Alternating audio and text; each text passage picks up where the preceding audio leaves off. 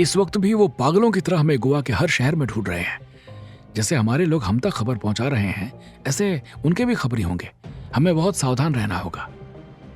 सावधान रहना ठीक है, लेकिन हमें उनके आगे नहीं बल्कि उनके पीछे लगना चाहिए। ये पता लगाना जरूरी है कि उनका गैंग कितना बड़ा है और इस गैंग का सरगना कौन है। उसकी बात से आश्वस्त होकर कार वाला आदमी वहां से चला गया। दोनों बाइक सवारों ने आपस में कुछ बात की और फिर अलग अलग दिशा में रवाना हो गए। कमरे के अंदर छुपे करिश्मा और विक्रम उनकी बातें सुनकर हैरान रह गए। करिश्मा ने विक्रम को देखा। इसका मतलब ये सारा जाल तुम्हारे लिए बिछाया गया है। विक्रम सोच में पड़ गया। मुझे मारने के लिए कोई इतनी मेहनत क्यों करेगा? मैं तो एक मामूली सा सैनिक हूं। तुम सिर्फ सैनिक नहीं, स्पेशल ब्यूरो के एजेंट हो, करिश्मा ने कहा। विक्रम उलझन में था। लेकिन एजेंट तो मैं अभी अभी बना हूं। ये मेरा दूसरा मिशन है और अब पता चल रहा है कि ये नकली मिशन मेरी मौत के लिए बुना गया एक जाल है। इसका मतलब एजेंट के तौर पर सिर्फ एक मिशन में जाने से इन लोगों को मुझसे खतरा हो गया। नहीं करिश्मा, बात कुछ और है। क्या बात हो सकती है विक्रम? किसी सैनिक को मारकर यहां गोवा में छुपे हुए गुंडे बदमाशों को क्या फायदा हो सकता है? लेकिन हाँ, ब्यूरो का एजेंट उनके लिए खतरनाक हो सकता है। करिश्मा ने उसे समझाया। विक्रम ने सिर हिलाते हुए कहा, मुझसे बड़ी एजेंट तो आप हैं। मनीष और कार्तिक बहुत पहले से ब्यूरो के लिए काम कर रहे हैं, तो फिर ये गैंग सिर्फ मुझे ही मौत के घाट क्यों उतारना चाहता है? ऐसा लगता है जैसे इन्हें सिर्फ मुझसे ही कोई दुश्मनी है। करिश्मा मानने को तैयार नहीं थी। तुमसे दुश्मनी? तुम्हारा दुश्मन कौन हो सकता है? यकीनन तुम्हारे गांव से तो कोई होगा नहीं, और सेना में भर्ती होने के बाद किसी से दुश्मनी होने का मतलब ही नहीं उठता। है एक दुश्मन।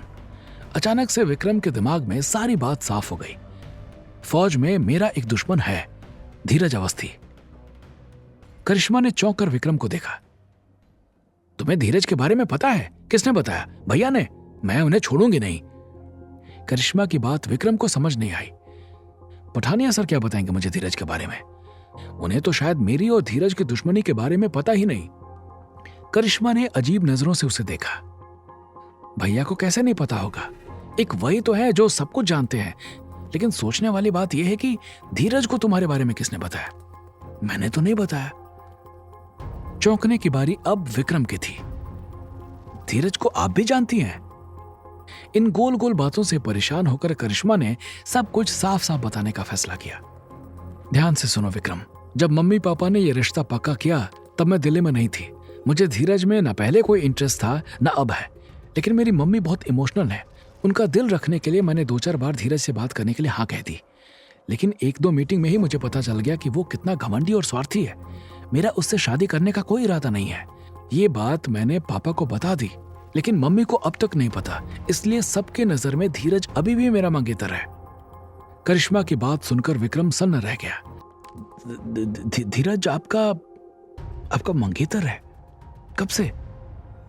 करिश्मा की आंखें हैरत से फैल गईं। मतलब तुम्हें ये बात अब तक पता नहीं थी? फिर तुमने ये क्यों कहा कि धीरज को तुमसे दुश्मनी है? क्या इसलिए कि कमांडो ट्रेनिंग सेंटर में वो तुमसे जलता था? अब विक्रम की बारी थी अपनी कहानी सुनाने की। उसने करिश्मा को पहली ट्रेनिंग के दौरान हुए अपने और धीरज के झगड़े के बारे में बताया। फिर उसने कमांडो ट्रेनिंग सेंटर में हुए हमले के बारे में भी बताया। मैं यकीन से तो नहीं कह सकता, पर मुझे पूरा शक है कि धीरज ने ही उन लोगों को मुझे मारने भेजा था। तभी करिश्मा के दिल की धड़कन रुक गई। धीरज के पास ये ताकत नहीं थी, लेकिन उसके पिता मुकेश अवस्थी का ओहदा बहुत ऊंचा था। कहीं उन्होंने तो... करिश्मा के ख्यालों को तोड़ते हुए उसकी घड़ी की बीप बजने लगी। हाँ बोलो कार्तिक, उसने पूछा। थोड़ी देर सुनने के बाद उसने कहा, हम लोग अभी पहुंचते हैं। विक्रम की तरफ मुड़कर करिश्मा ने उसे बताया, मनीष और कार्तिक यहां से करीब 15 किलोमीटर दूर हैं। शायद वो गैंग के अड्डे के पास पहुंच गए हैं। हमें जाना चाहिए। यस बॉस, विक्रम ने फौरन जवाब दिया और अपना बैग लेकर खड़ा हो गया। ड्यूटी के रास्ते में दिल नहीं आ सकता था। आधे घंटे बाद वो चारों एक पहाड़ी के पीछे छुपे हुए थे। मनीष ने सामने बने हुए बड़े से घर की तरफ इशारा किया। हम दोनों गुंडों से बचते हुए चर्च तक पहुंच गए थे। चर्च के बाहर एक कार में जब इनके 2 साथी आए तो ऐसा लगा कि शायद वो बॉस है। हमने उस कार का पीछा किया। वो कार इसी घर में आकर रुकी। तब से हम यहीं छुपकर नजर रखे हुए हैं। पिछले 1 घंटे में गैंग के और भी आदमी घर के अंदर आते जाते नजर आए। मनीष ने आगे कहा, पब्लिक में ये खाली हाथ थे, लेकिन इस घर से निकलते हुए 2 लोगों के हाथ में मैंने पिस्तौल देखी है, जिसे कपड़ों में छुपाकर वो बाइक पर बैठकर चले गए। बाइक पर? करिश्मा और विक्रम ने एक साथ पूछा। हाँ, इनमें से ज्यादातर लोग बाइक से ही आ जा रहे हैं, कार्तिक ने कहा।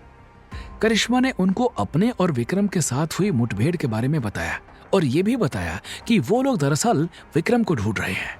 मनीष और कार्तिक चौंक गए। कहानी जानने के लिए देखें अगला एपिसोड सिर्फ पॉकेट एफएम के यूट्यूब चैनल पर, और कमांडर विक्रम चौहान के सारे एपिसोड्स को सुनने के लिए डिस्क्रिप्शन में दी लिंक से डाउनलोड करें पॉकेट एफएम ऐप।